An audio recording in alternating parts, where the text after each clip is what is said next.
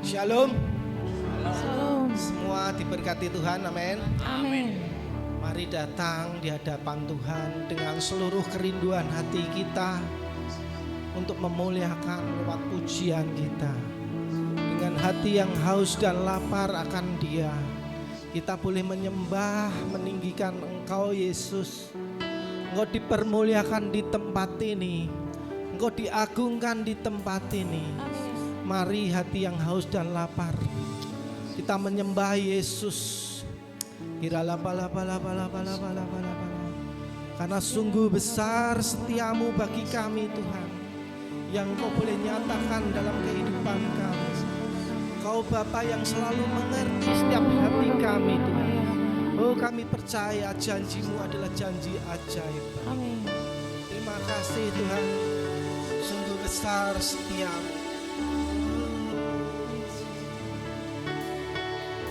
Terima kasih Yesus, nyatakan isi hatimu.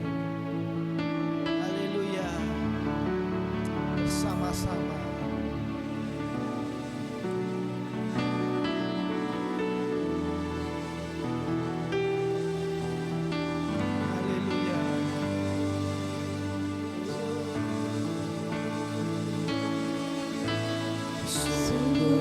Besar setiamu,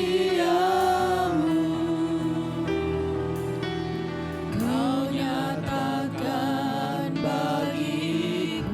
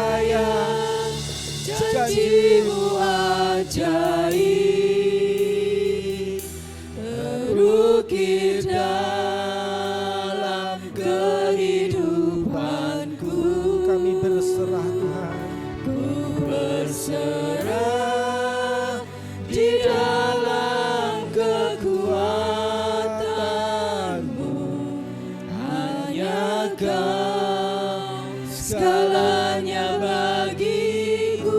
Kami percaya, Ku percaya janjimu ajaib, terukir dalam kehidupanku. Ku berserah di dalam kekuatan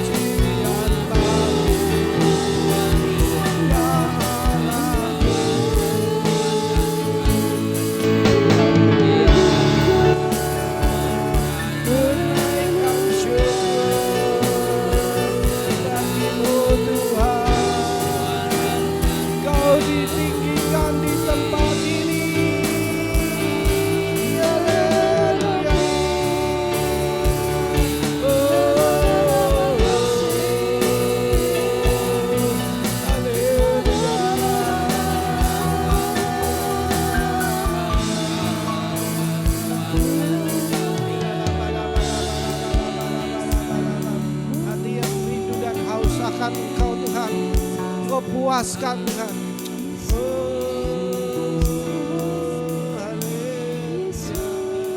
Kami mau dipenuhi dengan Roh-Mu Tuhan.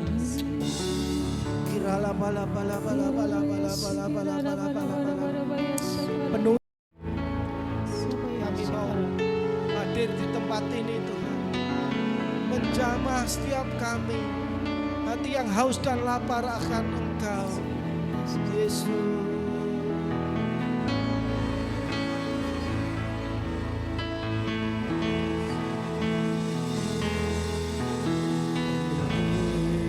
Sekarang Tuhan, penuhilah hidupku.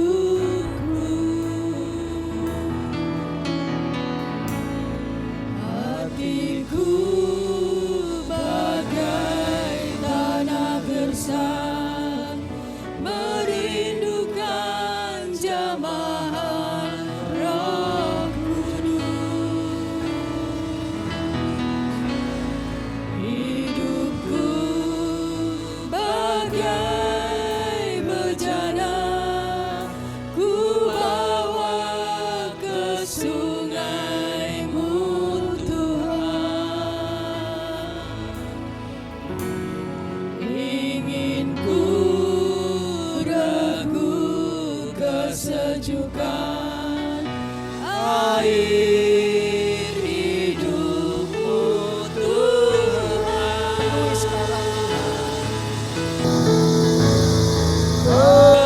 Penuhi aku sekarang, penuhilah hidupku.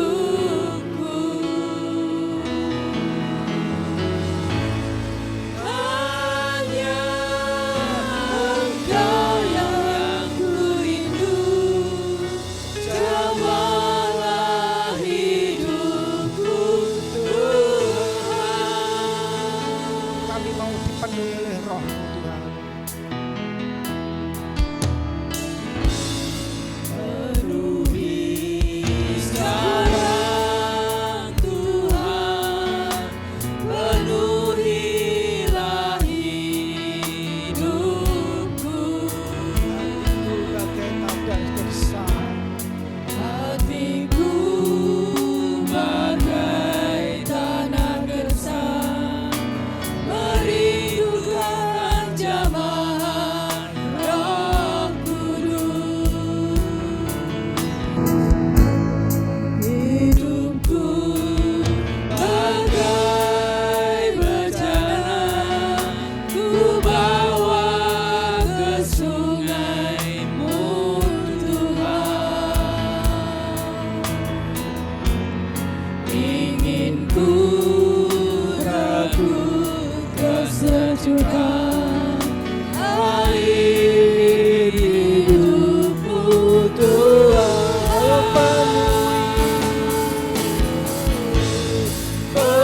Penuhi aku sekarang, penuhilah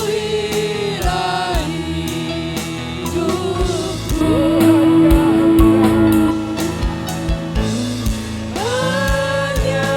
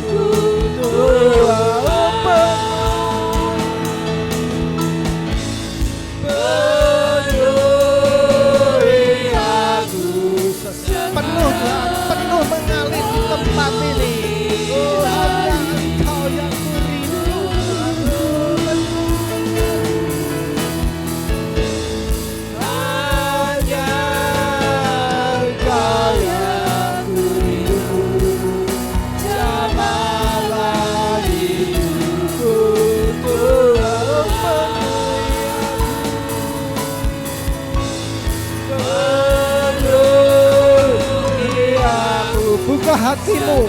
Terima kepenuhan dari Roh Kudus. Jamah, jamah, jamah lebih Tuhan, lebih Tuhan, penuh mengalir.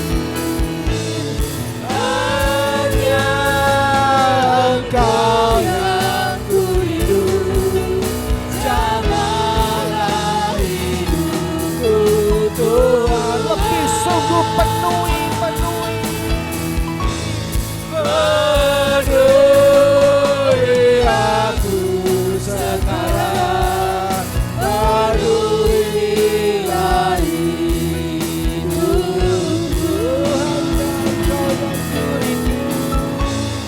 Hanya Engkau yang kurindu, jamahlah hidupku Tuhan. Sekali lagi penuh. Penuhi aku Hati yang haus dan lapar akan Roh Tuhan, dipenuhi dengan Roh-Mu Tuhan.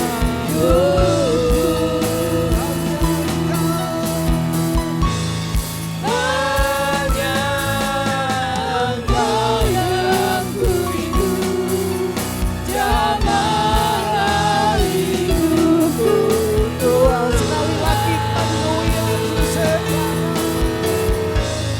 penuhi aku sekarang, penuhilah hidupku.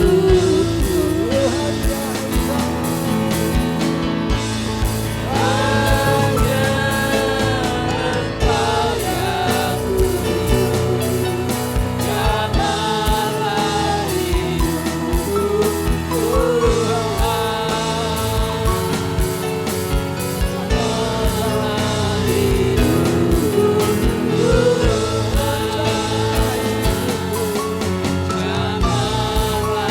hidupku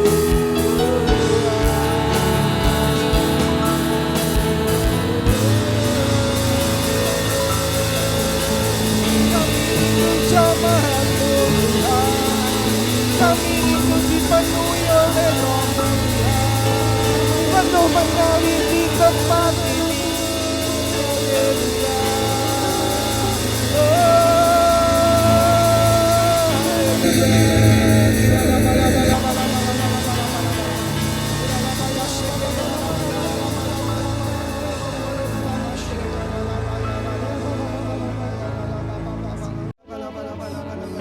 Terima kasih Yesus.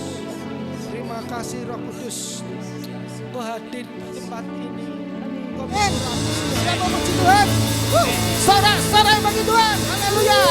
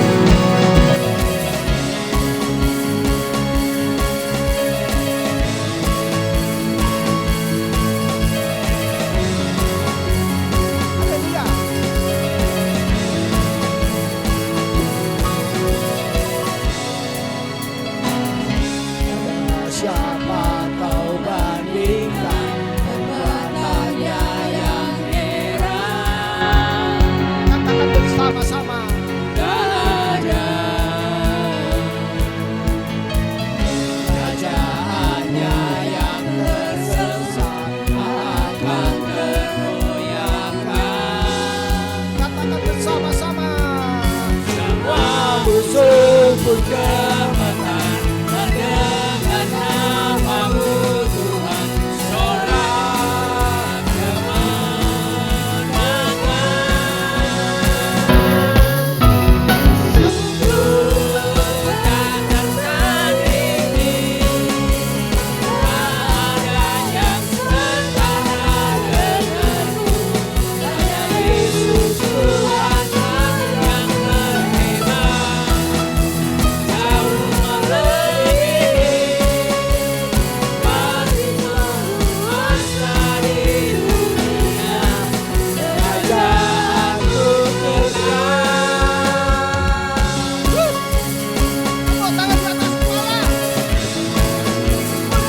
Haleluya.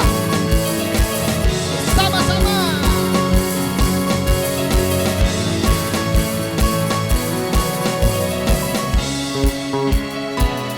Siapa kau bandingkan kekuatannya yang heran? Bersama-sama katakan,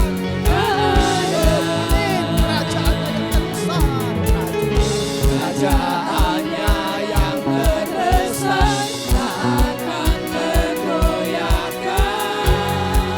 Katakan bersama-sama.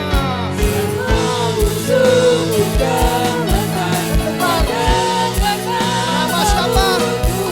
Sorak kemenangan. Sungguh tak tertandingi, tak ada yang setara denganmu. Hanya Yesus Tuhan yang terima, jauh melebihi kehadiran kuasa di dunia. Kerajaanmu kekal. Sungguh tak tertandingi. Tak tertandingi, tak ada yang setara denganmu.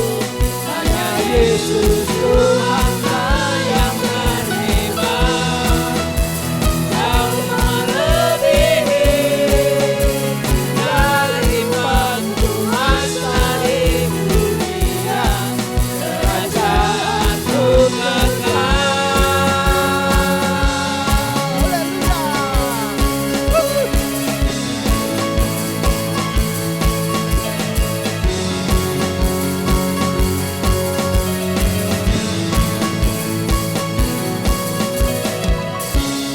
Haleluya.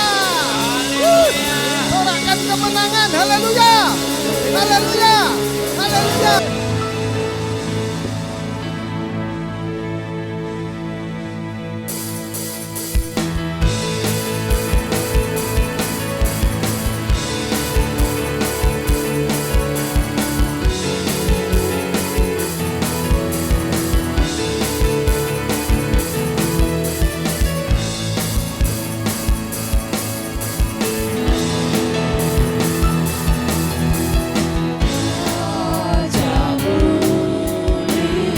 Oh, Allah pemenang.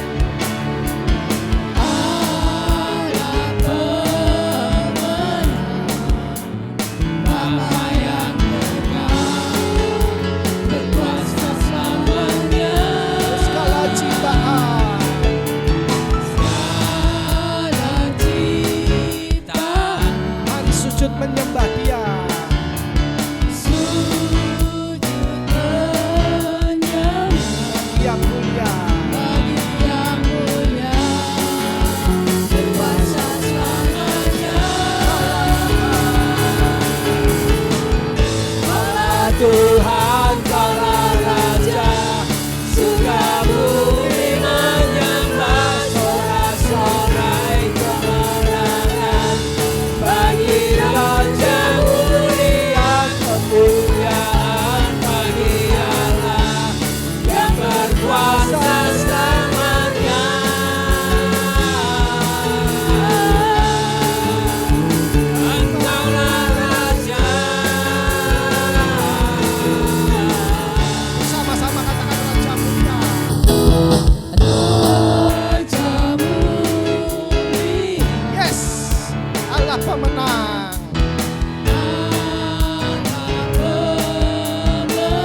Oh Bapa yang kekal. Bapa yang kekal, berkuasa selamanya.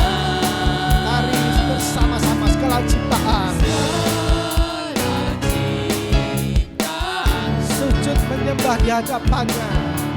sujud menyembah Bagi siapa? bagi yang mulia, berkuasa selamanya. Bersama. Allah Tuhan, Kaulah Raja, surga bumi menyembah, sorak-sorai kemenangan.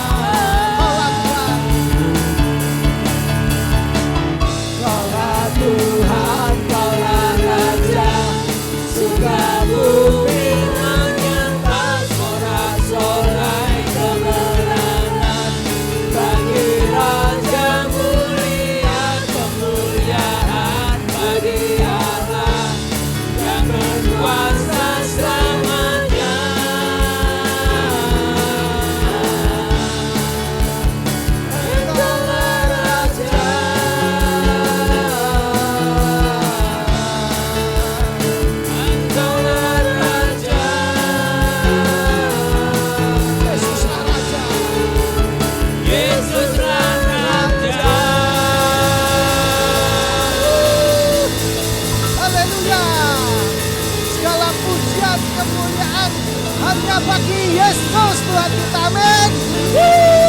Silakan duduk. Bisa kami andalkan, yaitu namamu Tuhan Yesus Kristus, Allah kami, Allah yang hebat, Allah yang mengasihi kami, Raja di atas segala raja yang hari ini, di pagi hari ini kami boleh menyembah-Mu.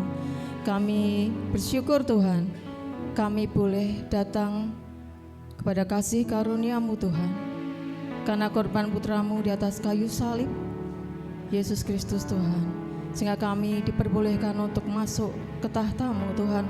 Dan setiap permohonan doa kami saat ini, Bapa kami saat ini bersama-sama berdoa bagi bangsa dan negara kami, bangsa Indonesia Tuhan. Kami rindu sebagai umat-Mu, anak-anak Allah yang ditempatkan di bangsa ini Bapa. Kami hanya punya lutut bertelut dan mulut untuk berbicara, berdoa kepada Tuhan untuk bangsa kami. Kami rindu Tuhan, rahmat-Mu yang ajaib yang melindungi bangsa kami. Berkati dengan kebaikan, berkati dengan penyertaan, shalom Tuhan turun atas bangsa kami, bangsa Indonesia. Kami mintakan setiap berkat-Mu atas para pemimpin kami Tuhan, baik dari tingkat atas sampai tingkat paling bawah. Kami percayakan Bapak Presiden kami, Wakil Presiden, Kabinet Merah Putih, para DPR. Kami juga berdoa untuk para gubernur, wali kota, bupati, Pak Camat, Pak Lurah, juga untuk RW dan RT. Tuhan kami percayakan semuanya dalam perlindungan Tuhan. Juga TNI, Polri, semuanya menjadi satu kesatuan yang utuh, yang saling melengkapi, boleh saling membangun bangsa kami, mengawal rakyat Indonesia kepada kemajuan dan kemakmuran. Kami berdoa untuk setiap program, kebijakan yang sudah ditetapkan, peraturan pemerintah yang sudah ditetapkan, biar itu benar-benar untuk mensejahterakan rakyat. Dan berkati para pemimpin kami dengan hati nurani yang bersih, berkati dengan kerendahan hati, berkati dengan hati yang penuh tanggung jawab. Berkati supaya para pemimpin kami Tuhan menjadi pemimpin yang takut akan Engkau. Berkati mereka mempunyai integritas. Kami berdoa supaya para pemimpin kami boleh membawa masyarakat Indonesia kepada hal yang lebih maju, lebih baik. Dan kami percaya satu hal, kami rindu Tuhan atas bangsa kami. Biarlah nama Tuhan, kemuliaan Tuhan dinyatakan atas bangsa kami, bangsa Indonesia. Bapak, saat ini kami juga berdoa untuk setiap gereja-gereja Tuhan di seluruh penjuru tanah air. Kami mintakan berkat, kekuatan, berkat kasih karunia-Mu atas setiap gereja, supaya tetap berani menyatakan kebenaran meskipun di tengah keadaan yang tidak kondusif, penolakan dan hal yang menjadi tantangan bagi gereja. Ya, gereja tetap berdiri kokoh mewartakan kebenaran Injil Tuhan kepada seluruh masyarakat. Kami percayakan dalam penyertaan-Mu, gereja menjadi tempat yang teduh, gereja menjadi mercusuar bagi lingkungan. Dan kami rindu gereja boleh membawa dampak yang luar biasa di dalam kehidupan bangsa dan negara Indonesia. Kami berdoa saat Tuhan, dengan kesungguhan hati kita bersama-sama. Ku perlu Engkau Yesus, haus jiwaku menantikan-Mu. Aku percaya Kau penuh pengharapanku di dalam-Mu. Yesus.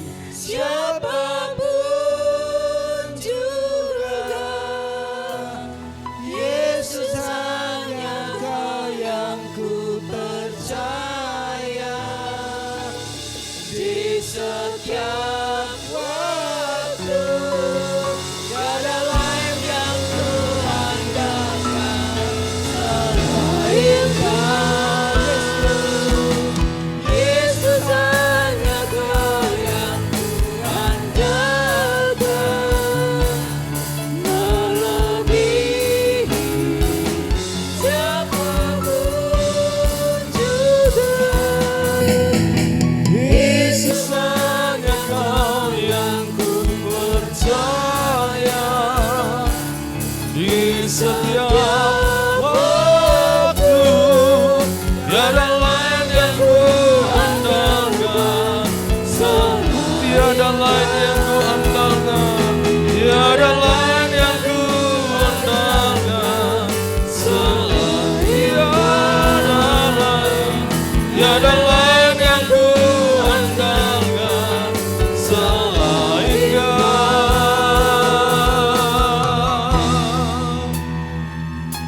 Yesus. Haleluya. Bagi Dia segala pujian, hormat serta syukur kekal selamanya. Bagi Dia segala pujian, hormat serta syukur selama-lamanya. Bagi Dia segala pujian, hormat serta syukur kekal selamanya. Bagi Dia segala pujian, hormat serta syukur selama-lamanya.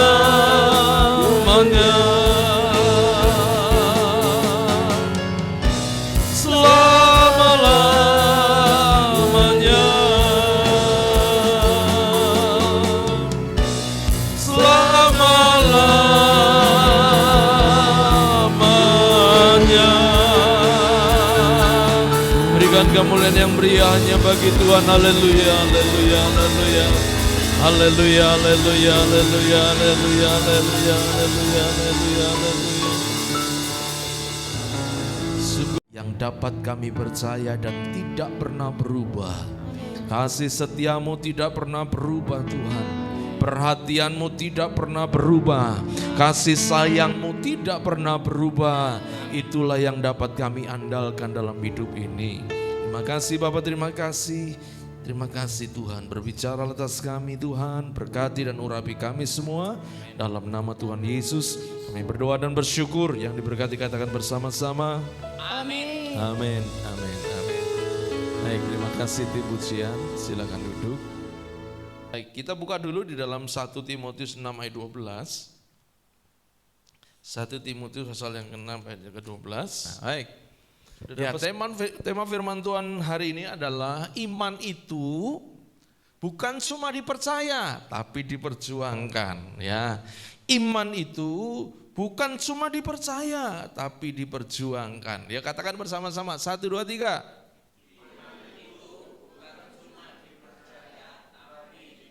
Iya, kalau dengan penekanan bagus, Saudara. Iman itu bukan cuma dipercaya tapi diperjuangkan. Nah, itu tema firman Tuhan hari ini. Terambil dalam 1 Timotius pasal yang ke-6 ayat 12. Firman Tuhan berbunyi demikian. Bertandinglah dalam pertandingan iman yang benar, dan rebutlah hidup yang kekal. Untuk itulah engkau telah dipanggil dan telah engkau ikrarkan ikrar yang benar di depan banyak saksi. Puji Tuhan, Saudara, hari ini kita mau sedikit belajar tentang iman. Iman. Kalau ditanya apa iman itu, pasti semua ingat Ibrani 11 ayat yang pertama. Iman adalah dasar dari segala sesuatu yang kita harapkan dan bukti dari segala sesuatu yang tidak kita lihat. Secara definisi mungkin seperti itu. Tapi kita melihat dari iman dari sisi yang lain hari ini, Saudara. Apa itu iman?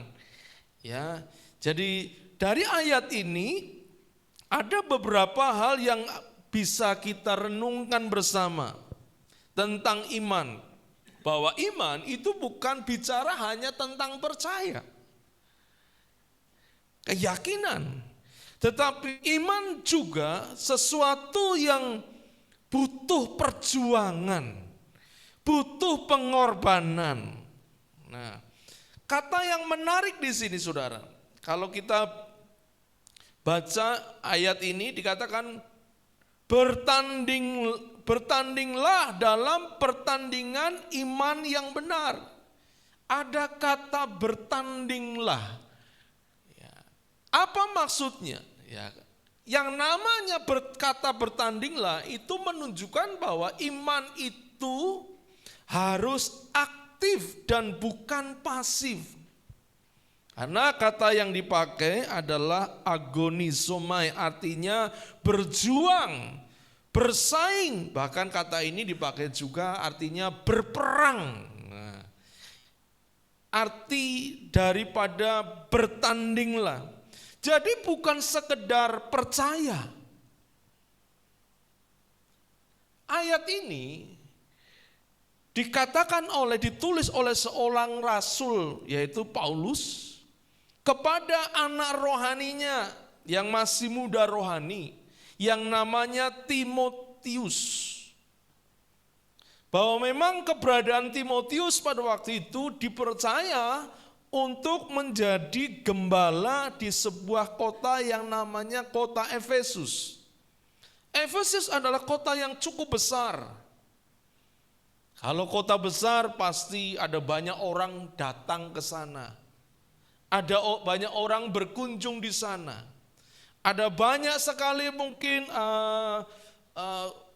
aktivitas manusia di sana. Kalau ada banyak orang datang, aktivitas otomatis mungkin secara ekonomi pun, ekonomi di sana cukup berkembang karena ini sebuah kota besar. Tetapi di sisi lain, bagi seorang Timotius melayani, apalagi dipilih untuk memimpin sebuah gereja di sebuah kota yang besar, itu sebuah tantangan. Apalagi kalau berhadapan dengan orang-orang Yahudi. Karena pada waktu itu komunitas orang percaya itu belum banyak, sedikit. Dan salah satu tantangan yang terberat adalah tantangan dari orang-orang Yahudi karena kekristenan dianggap agama sesat pada waktu itu. Yesus disalibkan karena dianggap sesat. Dan pada waktu itu kekristenan masih menghadapi tekanan yang luar biasa. Ketika baru mulai bertumbuh, tantangannya itu orang-orang Yahudi. Saudara, kita memang orang Kristen itu kan menghormati orang Yahudi, betul ya, sampai hari ini.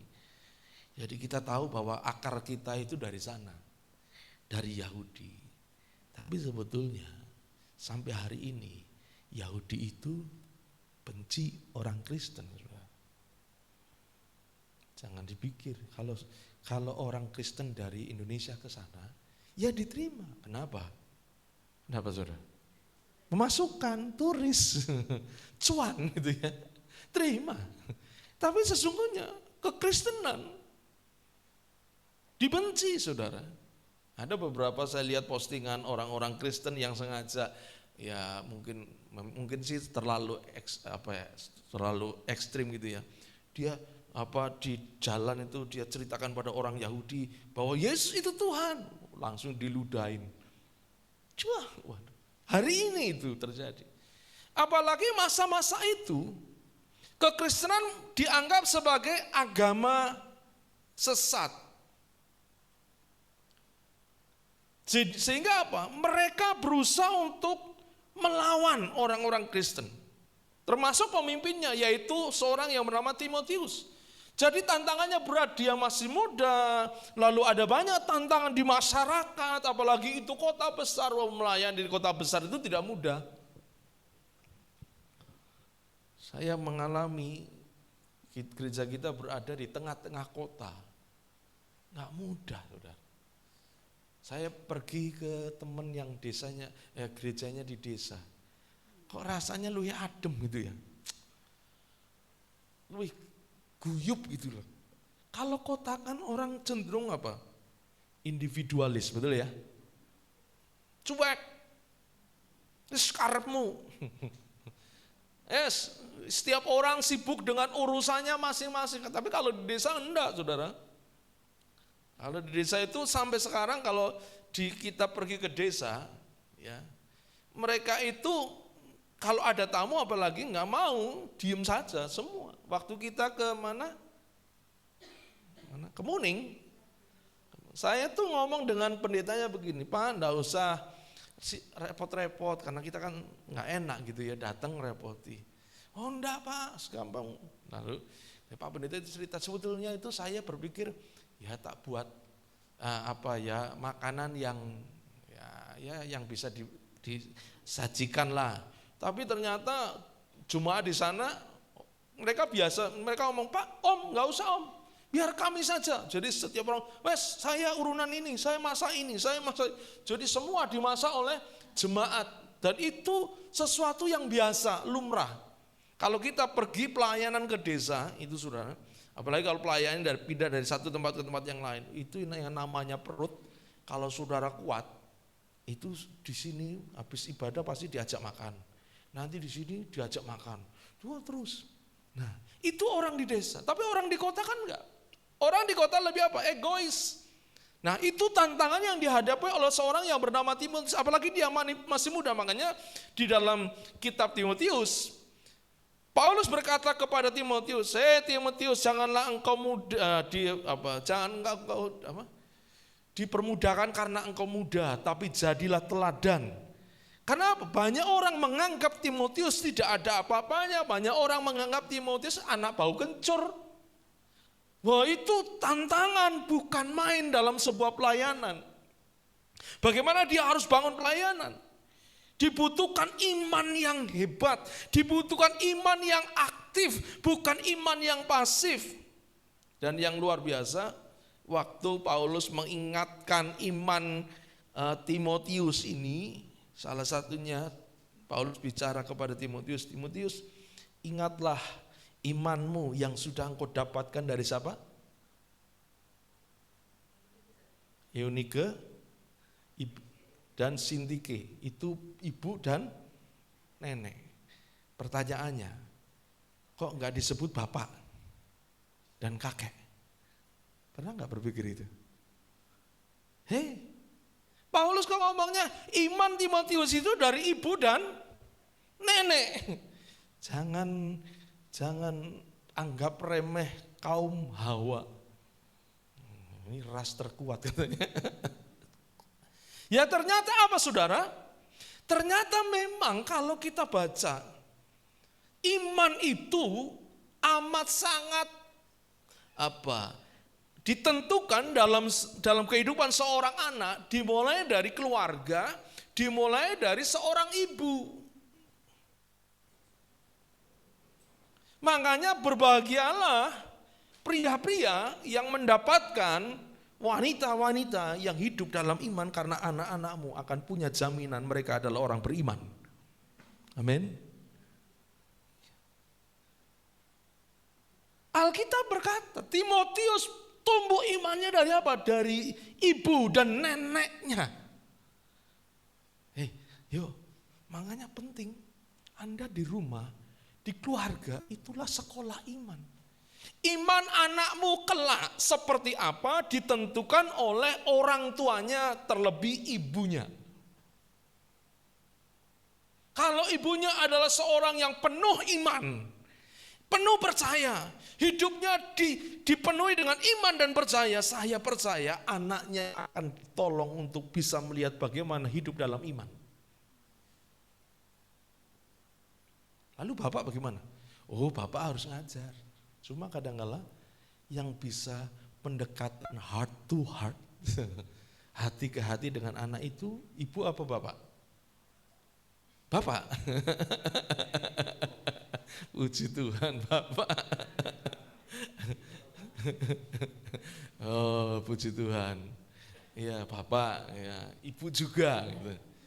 Ibu kan paling apalagi anak kan 9 bulan di perut ibu gitu ya, mungkin sudah ada ikatan batin dan seterusnya. Bapak tugasnya sebagai penyedia yang berjuang untuk keluarga. Nah ini sebuah nasihat dari seorang rasul besar kepada anak muda yang bernama Timotius. Dia berkata bahwa iman itu digambarkan sebagai sebuah pertandingan di mana harus aktif. Iman itu bukan sekedar aku orang Kristen, aku orang percaya. Tapi iman adalah sesuatu yang harus diperjuangkan. Ketika kita hidup dalam iman, kita harus berjuang untuk hidup sebagai orang percaya yang sejati. Dalam hal ini, Paulus ingin kita tidak hanya menjadi penonton yang melihat dari pinggir, tetapi menjadi atlet yang masuk ke arena pertandingan, yang mulai berjuang untuk meraih kemenangan, untuk meraih mahkota. Jadi Tuhan tidak ingin kalau hidup kita orang Kristen itu adem-adem saja, biasa-biasa saja. Sebab kalau yang adem-adem saja itu hanya penonton. Yang enggak kemeringet itu penonton, betul ya? Betul enggak? Yang pemain kemeringet enggak? Wah, kemeringet. Nah iso ya ketin saudara, tinju gitu kan. Pemainnya berdarah-darah. Penontonnya ya seneng, hanya senang-senang saja. Jangan-jangan kalau saudara mungkin dalam hidupmu belum berdarah-darah, belum berkeringat, engkau belum menjadi pelaku iman, engkau baru penonton. Itu hebat loh. Wah itu loh, hamba Tuhan ini, aku lihat begini-begini, kesaksiannya begini. Bisa cerita tentang orang lain yang menjadi pejuang iman, tetapi dirinya belum pernah berjuang imannya.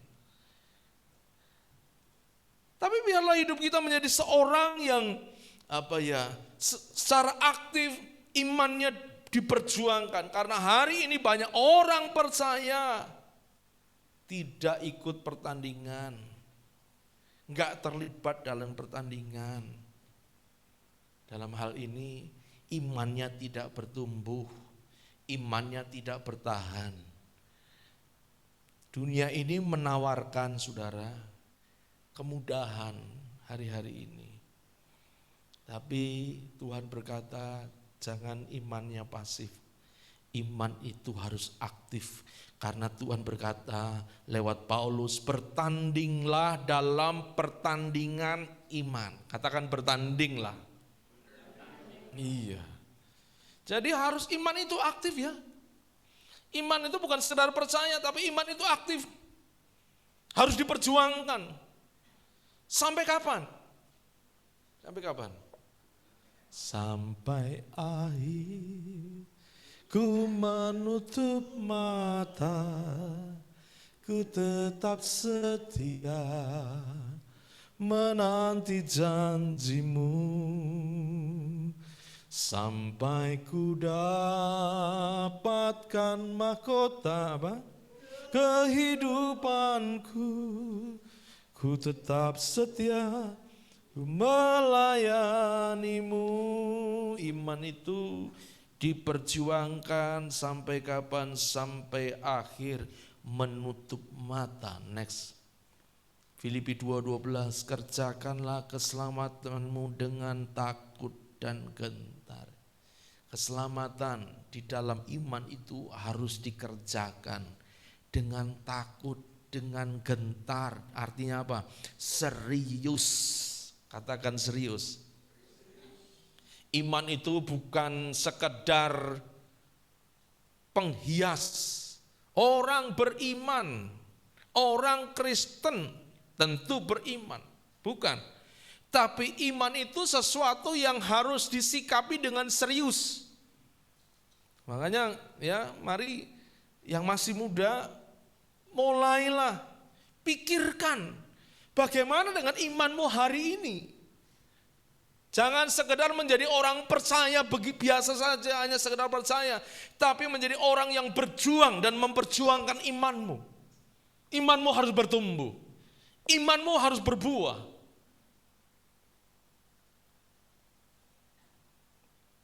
Yang kedua, Next. Dikatakan bertandinglah dalam pertandingan iman yang benar. Artinya apa? Paulus mengingatkan bahwa pertandingan ini bukan atau perjuangan ini bukan asal berjuang,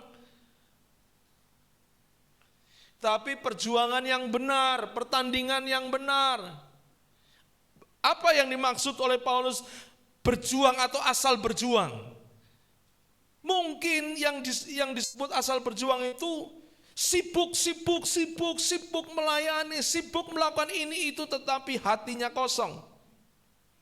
Sibuk pinter ngomong, sibuk pinter berdebat, sibuk pinter menilai, tetapi hidupnya tidak berubah dan tidak berbuah. Hari-hari ini saudara, kalau saudara lihat medsos, kita kadang-kala tanpa sadar kita diajari untuk pinter berdebat, pinter berbicara, punya pengetahuan banyak. Apalagi hari ini yang namanya internet, medsos kan luar biasa. Mau cari apa saja semua ada di HP saudara. Apalagi sekarang ada AI, Artificial Intelligence, kecerdasan buatan, semua ada. Saudara mau bikin sayur asem, rasa susah tekok ning Bu Ani, nah, yang pintar masak Bu Ani. Nggak usah, cari aja, buka ChatGPT. Tolong buatkan cara masak sayur asem ala Solo. Nah, kan sayur asem Solo sama sayur asem Jakarta beda sudah. Ya, nanti keluar bahan, lalu caranya bagaimana keluar. Wah, gampang sekarang. Wes apa yang susah kalau kita buka handphone? Apa yang susah? Apa yang susah? Yang susah adalah beli kuota. Semua tanpa nggak bisa jalan kalau nggak ada kuota. Yang susah, yang penting ada kuota, saudara, semua serba bisa. Benar, betul ya? Loh, saya itu bukan latar belakang seorang orang yang teknik, enggak, memang sekolah saya dulu SMA IPA, tapi kan bukan teknik. Saya S1, S2 kan teologi ya. Tapi saya kadang-kadang harus belajar bagaimana sih ngedit. Oh, bagaimana ini bisa connect dari mixer itu ke HP atau ke laptop, lalu bisa untuk zoom supaya suara keyboard, suara musik bisa masuk semua pas zoom. Sekarang nggak usah pusing, saya tinggal cari saja, buka ChatGPT. Tolong buatkan struktur atau bagan alat-alat yang diperlukan untuk zoom dengan menggunakan mixer audio. Klik. Mixer audionya tuliskan, mixernya yang dimiliki ini, komputernya ini, nanti dia akan keluar. Oh, kalau mixer ini kemampuannya begini, voltase yang dikeluarkan begini, maka dia tidak bisa begini. Oh, kalau nanti masukkan ke pakai handphone, tidak boleh langsung dicolokkan dari out sana langsung ke handphone karena voltasenya beda, voltase mixer gede, voltase handphone hanya 0, sekian, maka handphonemu bisa rusak dan sebagainya. Keluar, saya kok mudeng ya? Ini gampang ChatGPT hari ini. Semua. Bu guru mau bikin RPP, ada bu guru di sini? Mana guru di sini? Ada suami istri guru kok nggak ada? Oh, di belakang. Sekarang mau bikin RPP. RPP itu atau rencana pembelajaran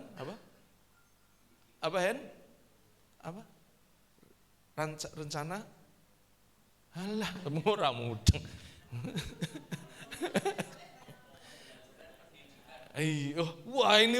Si urusannya bukan guru yang pinter, pembelajaran pendidikan katanya, betul ya?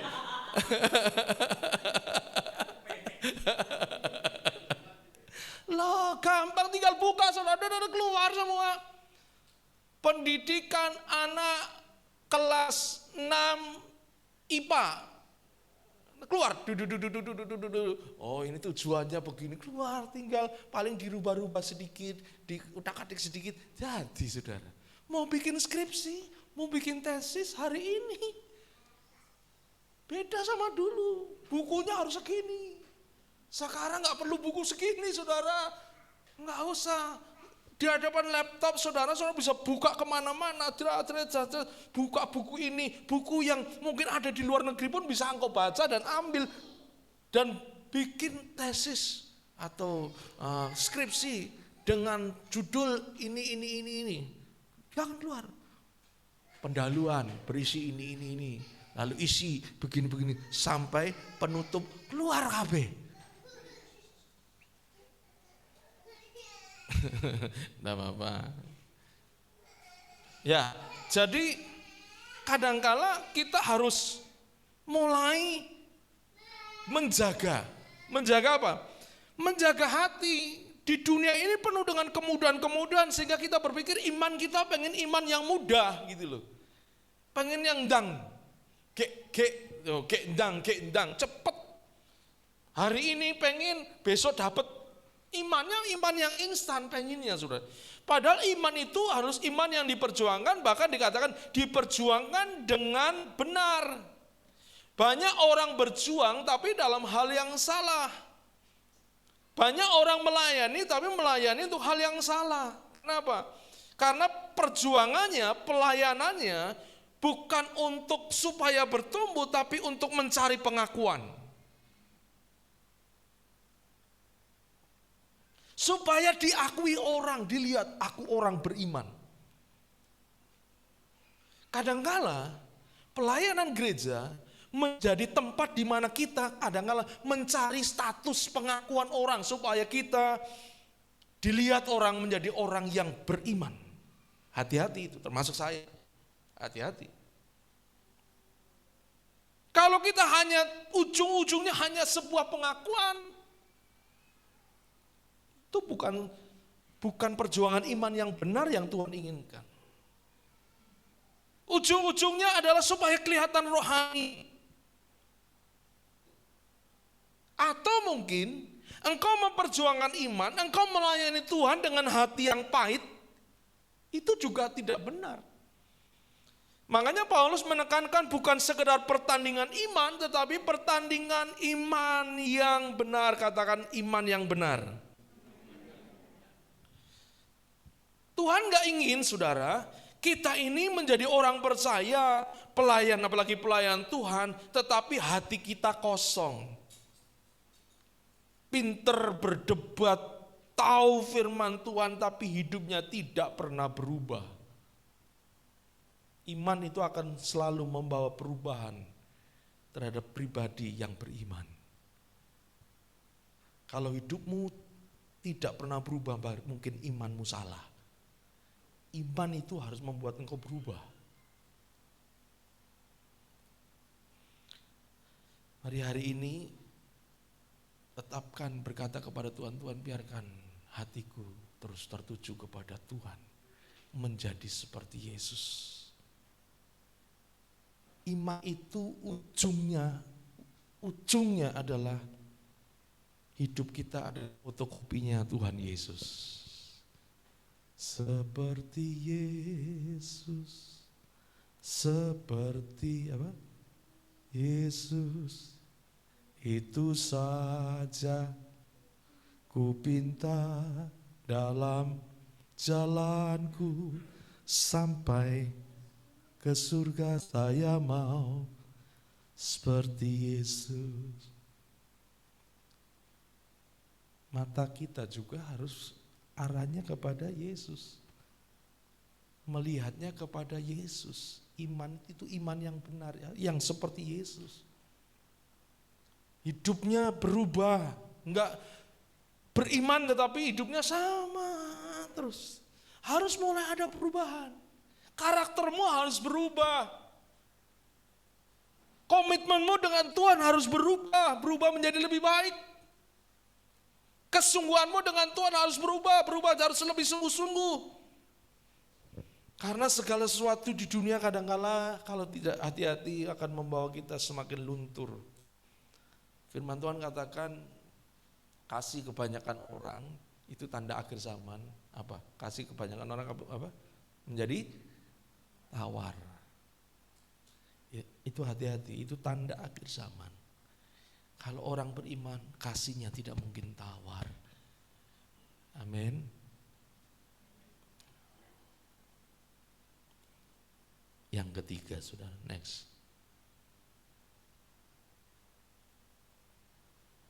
3.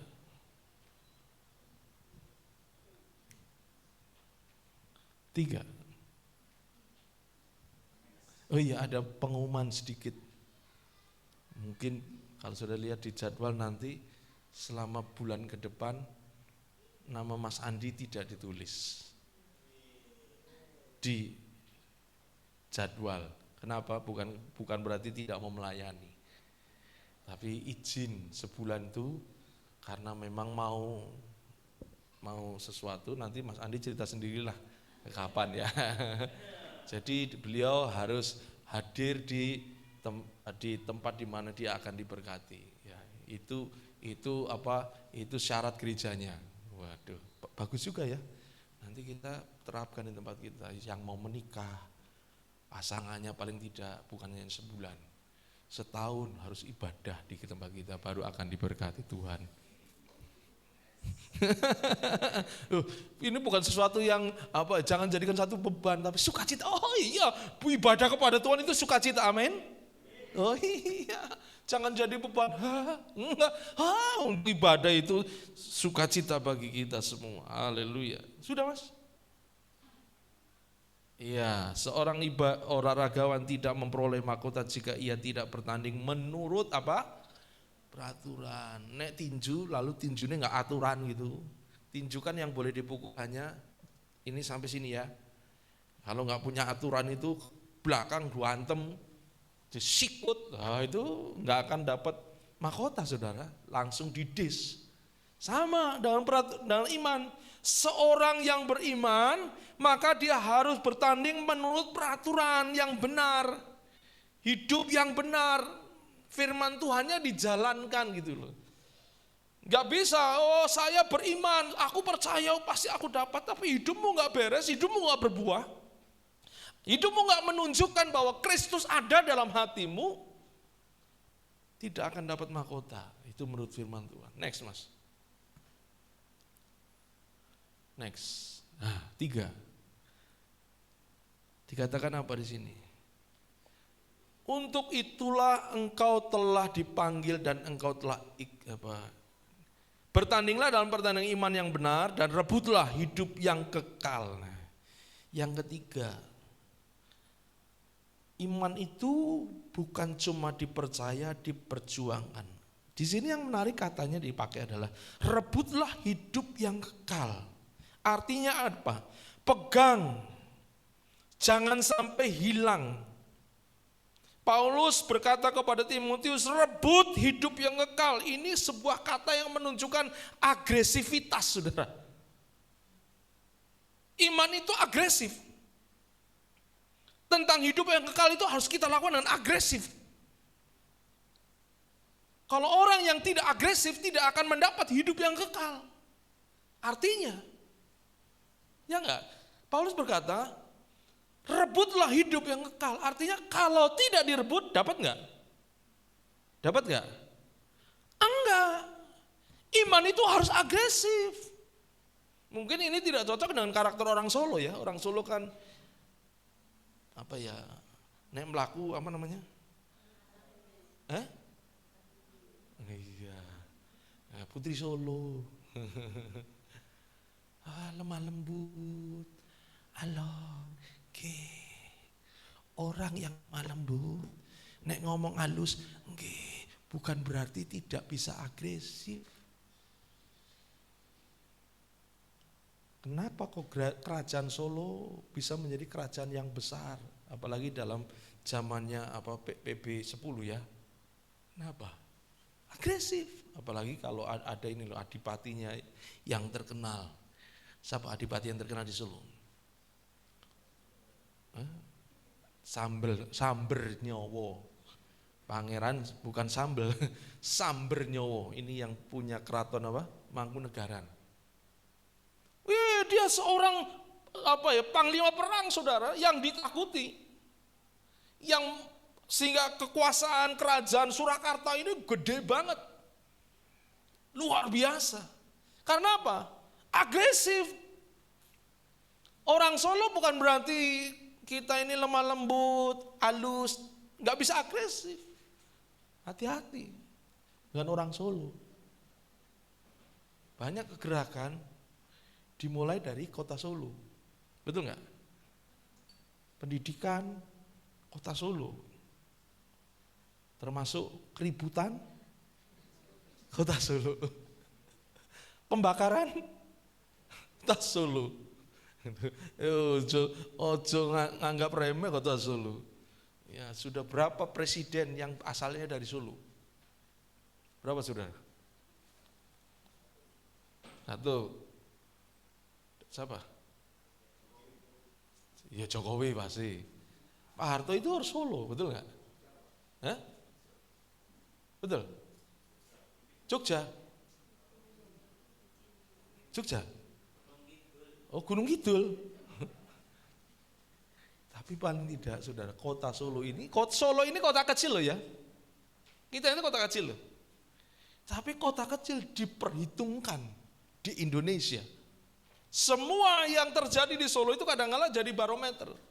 Saudara kalau lihat di televisi ya, di mana-mana kekurangan bahan bakar, BBM sampai antri, jarang di Solo terjadi seperti itu. Pernah nggak BBM antri di Solo? Panjang nanti 1 kilometer, pernah nggak?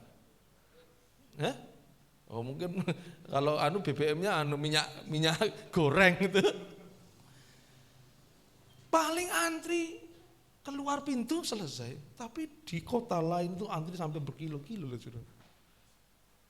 Orang Solo bukan berarti kita ini orang lemah lembut lalu nggak bisa agresif, enggak.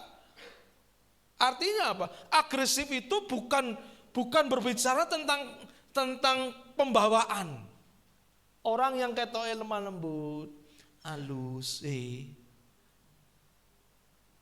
bisa agresif loh.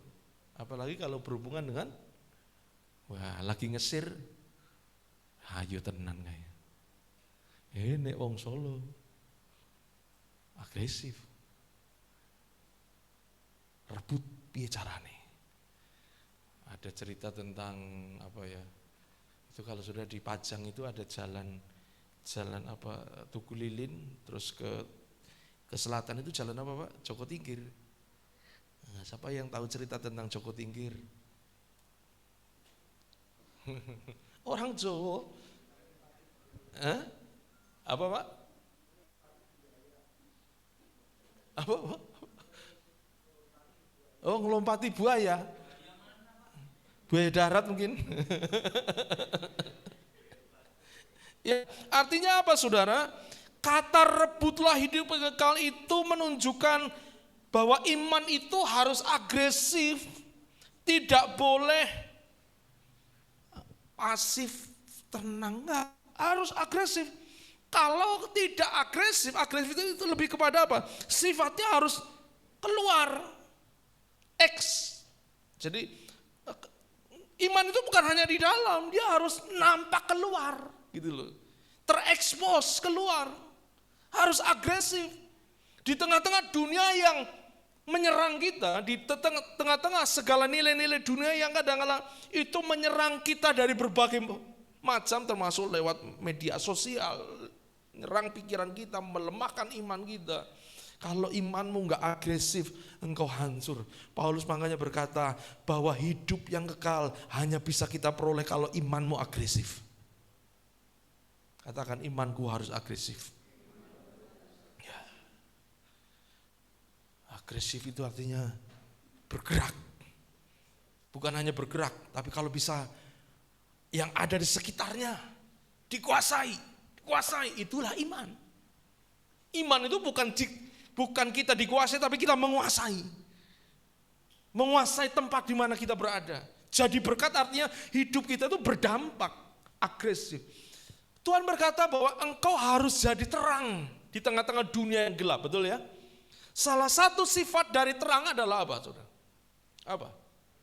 Agresif. Coba lihat kalau ini gelap gitu ya, kita nyalakan, tek. Ini cahaya itu nggak kelihatan merambatnya, tapi agresif begitu, tek langsung biak. Ujung pun langsung terang, itu agresif. Terang itu harus agresif, dia cepat untuk menyebar. Demikian juga iman. Makanya Paulus berkata, hal tentang hidup yang kekal tidak bisa kita harus tenang-tenang saja. Engkau harus memiliki hidup iman yang agresif. Hidup kekal itu bukan bicara tentang surga nanti, tetapi hidup kekal itu dimulai dari sekarang. Hidupmu sekarang di dunia ini, saudara. Harus apa? Harus agresif. Hidup kekal bukan yang penting nanti di surga. Enggak. Surga itu bukan hanya bicara nanti, bicara hari ini di dunia. Kalau di dunia engkau tidak agresif untuk merebut, memperjuangkan, maka bye-bye nanti. Apalagi ke depan, tantangan kita bukan tantangan yang semakin mudah. Tantangan kita, perjuangan kita adalah perjuangan yang semakin berat. Betul ya? Betul gak? Kalau iman kita gak agresif, kita bisa dilibas oleh banyak hal. Oleh karena itu, hari ini kita belajar, iman itu bukan sekedar percaya, tetapi sesuatu yang harus diperjuangkan. Pemain musik maju ke depan.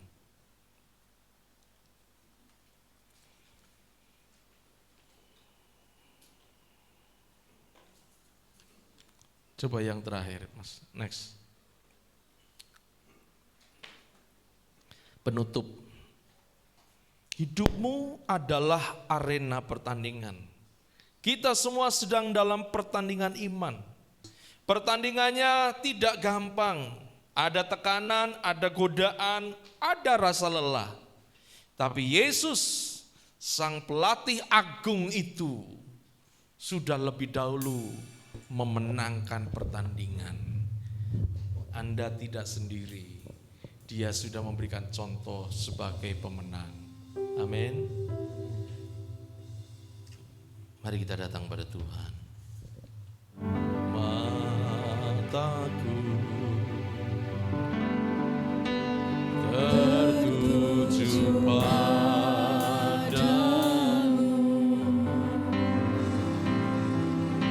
segenap hidupku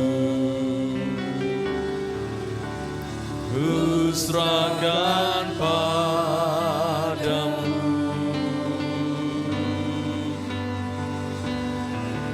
Bimbing aku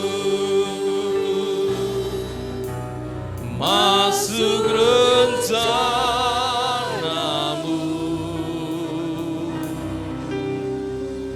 untuk membesarkan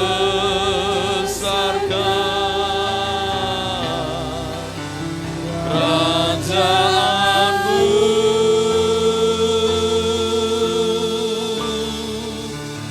Ku mau mengikuti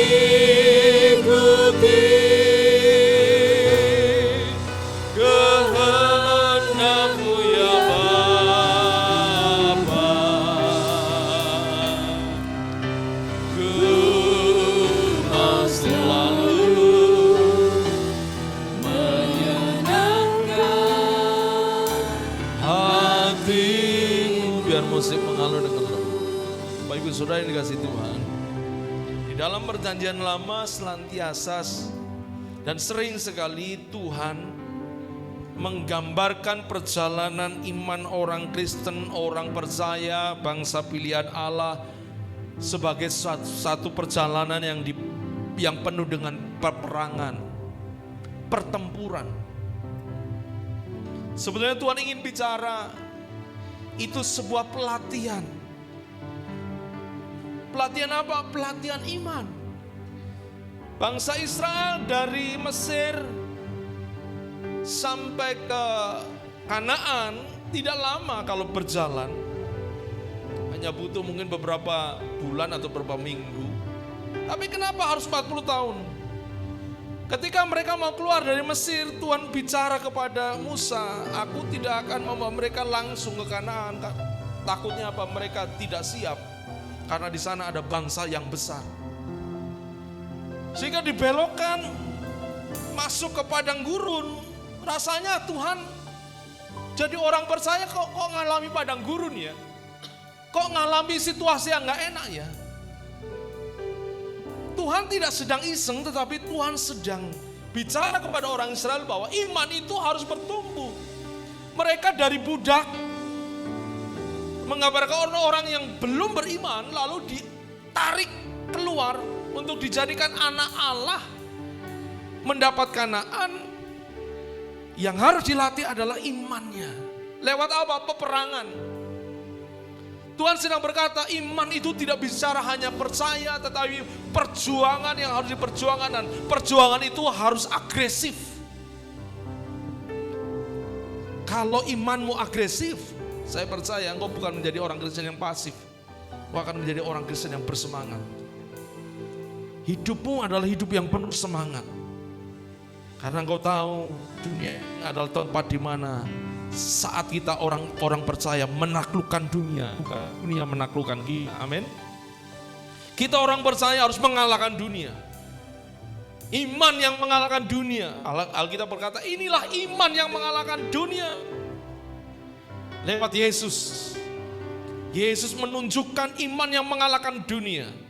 Iman yang agresif. Jangan dunia mengalahkan saudara.